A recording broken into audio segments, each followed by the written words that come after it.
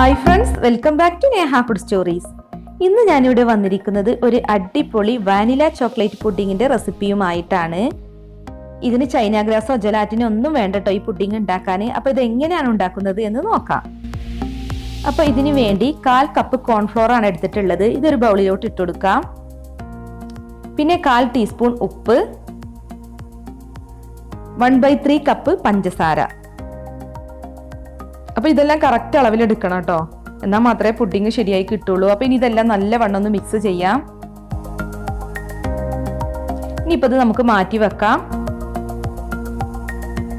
അപ്പൊ ഇനി ഒരു ബൗളിലേക്ക് ഒരു മുട്ട പൊട്ടിച്ചെടുക്കാം.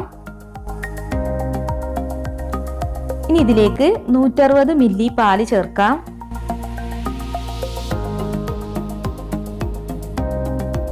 ഇനി ഇത് നല്ലവണ്ണം ഒന്ന് ബീറ്റ് ചെയ്തെടുക്കുക. മുട്ടയും പാലും നന്നായി മിക്സായി വരണം.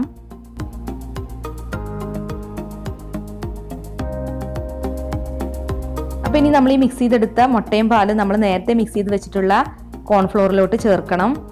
കോൺഫ്ലോറും പഞ്ചസാരയും ഉപ്പും ചേർത്ത് മിക്സ് ചെയ്ത് വെച്ചിരുന്നല്ലോ, അതിലേക്ക് മുട്ടയുടെയും പാലിന്റെയും മിക്സ് കുറേശ്ശെയായിട്ട് ഒഴിച്ച് മിക്സ് ചെയ്തെടുക്കുക.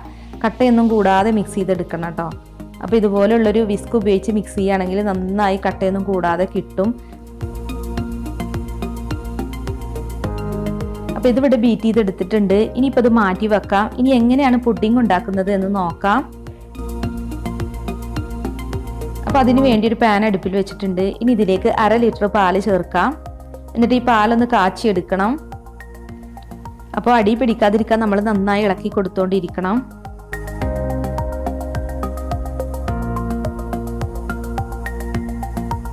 പാലിപ്പോൾ ഇവിടെ തിളച്ച് പൊങ്ങി വന്നിട്ടുണ്ട്. ഇനിയിപ്പോൾ ഫ്ലെയിം ഓഫ് ചെയ്യാം. അപ്പോൾ ഇനി ചൂടോട് കൂടി തന്നെ നമ്മൾ മിക്സ് ചെയ്ത് വെച്ചിട്ടുള്ള മിക്സ് ഇതിലേക്ക് ചേർത്ത് നന്നായി ഒന്ന് മിക്സ് ചെയ്തെടുക്കാം. കുറേശ്ശെ ഒഴിച്ച് മിക്സ് ചെയ്തെടുത്താൽ മതി കേട്ടോ. അപ്പോൾ നമ്മൾ ഫ്ലെയിം ഓഫ് ചെയ്തതിന് ശേഷമാണ് കേട്ടോ അത് മിക്സ് ചെയ്തെടുക്കേണ്ടത്. ഇനിയിപ്പോൾ ഇത് 2 ഭാഗമാക്കി മാറ്റണം. ഒന്ന് വാനില പുഡിങ്ങിനും ഒന്ന് ചോക്ലേറ്റ് പുഡിങ്ങിനും. അപ്പോൾ ഇതിൽ നിന്ന് പകുതി ഒരു പാനിലോട്ട് മാറ്റാം.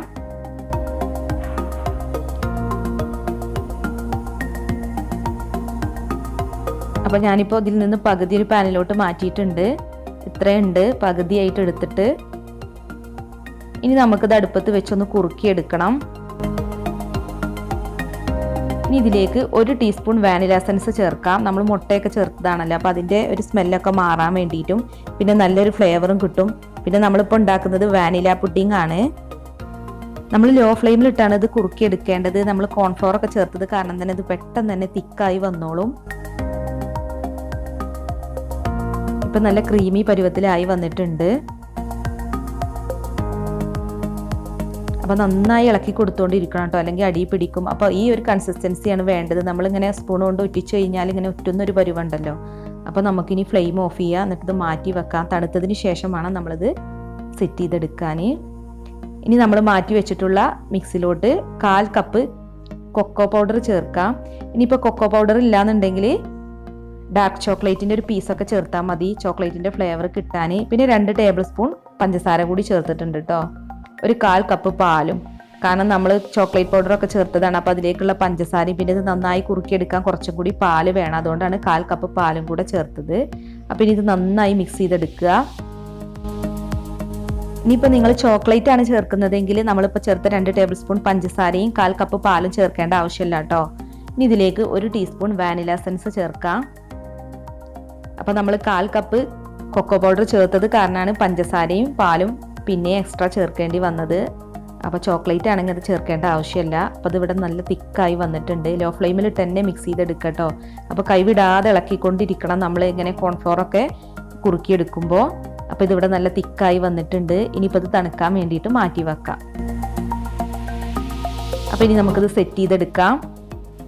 അപ്പോൾ വാനില പുഡിംഗ് ആണ് ആദ്യം ഞാൻ ഈ ബൗളിലോട്ട് ഇട്ട് കൊടുക്കുന്നത്.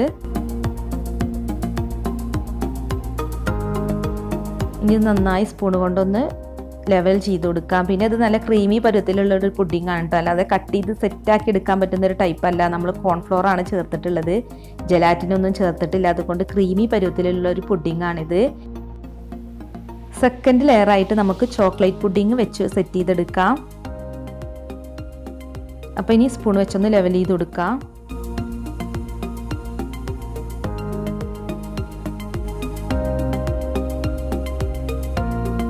അപ്പോൾ ഇങ്ങനെയാണ് ഇപ്പോൾ ഞാൻ പുഡിങ് സെറ്റ് ചെയ്തെടുത്തിട്ടുള്ളത്. അപ്പോൾ നിങ്ങളുടെ ഇഷ്ടത്തിനനുസരിച്ച് സെറ്റ് ചെയ്തെടുക്കുക കേട്ടോ. ഇനിയിപ്പോൾ ഇത് ആദ്യം ചോക്ലേറ്റ് പുഡിങ് വെച്ചാണ് സെറ്റ് ചെയ്തെടുക്കുന്നത്. അതിൻ്റെ മുകളിൽ സെക്കൻഡ് ലെയറായിട്ട് വാനില പുഡിങ്ങും, പിന്നെ നമുക്ക് കുറേ ലെയറായിട്ട് ഇത് സെറ്റ് ചെയ്തെടുക്കാം കേട്ടോ. ആദ്യം ചോക്ലേറ്റ് പുഡിങ്, പിന്നെ വാനില, പിന്നെ ചോക്ലേറ്റ്, പിന്നെ വാനില, അങ്ങനെ ലെയറായിട്ട് നമുക്ക് ഗ്ലാസ്സിൽ സെറ്റ് ചെയ്തെടുക്കാം. പിന്നെ ഇത് കട്ട് ചെയ്ത് കഴിക്കുന്ന പുഡിങ് അല്ല കേട്ടോ, നമ്മൾ സ്പൂൺ കൊണ്ട് കോരി കഴിക്കാൻ പറ്റുന്ന ക്രീമി പരുവത്തിലുള്ളൊരു പുഡിങ്ങാണ് ഇത്. അപ്പോൾ പുഡിങ് ഞാൻ സെറ്റ് ചെയ്തെടുത്തിട്ടുണ്ട്. അപ്പോൾ ഇതിൻ്റെ മുകളിലേക്ക് ഭംഗിക്ക് വേണ്ടി കുറച്ച് ക്യാഷ്നട്ട് കട്ട് ചെയ്ത് വെച്ചിട്ടുണ്ട്. അപ്പോൾ നിങ്ങൾക്ക് ഇഷ്ടമുള്ള ഫ്രൂട്ട്സോ ഡ്രൈ ഫ്രൂട്ട്സോ ഒക്കെ വെച്ചത് ഗാർണിഷ് ചെയ്യാം. അപ്പോൾ നമ്മുടെ പുഡിങ് ഇവിടെ റെഡി ആയിട്ടുണ്ട്. ഇനിയിപ്പോൾ ഇത് ഫ്രിഡ്ജിൽ വെച്ച് 2 മണിക്കൂറൊക്കെ തണുപ്പിച്ചിട്ട് യൂസ് ചെയ്യുകയാണെങ്കിൽ നല്ല ടേസ്റ്റ് ആയിരിക്കും. ഇനിയിപ്പോൾ തണുപ്പിച്ചിട്ട് കഴിക്കാൻ താല്പര്യമില്ലാത്തവർക്ക് ഇത് ഇങ്ങനെ തന്നെ കഴിക്കാട്ടോ, എന്നാലും ടേസ്റ്റ് തന്നെയാണ്. അപ്പോൾ നമ്മുടെ ചോക്ലേറ്റ് ആൻഡ് വാനില പുഡിങ് ഇവിടെ റെഡി ആയിട്ടുണ്ട്. അപ്പോൾ നിങ്ങൾ ഈ വീഡിയോ കണ്ടിട്ട് ഇഷ്ടമായിട്ടുണ്ടെങ്കിൽ ഒന്ന് ലൈക്ക് അടിച്ചേക്ക്, പിന്നെ ഷെയറും ചെയ്യണം കേട്ടോ. അപ്പോൾ നമ്മുടെ ചാനൽ സബ്സ്ക്രൈബ് ചെയ്തവർ ബെൽ ബട്ടൺ ക്ലിക്ക് ചെയ്യാൻ മറക്കരുത്. അതോടൊപ്പം തന്നെ ആൾ എന്ന ഓപ്ഷനും കൂടി ക്ലിക്ക് ചെയ്യണം കേട്ടോ.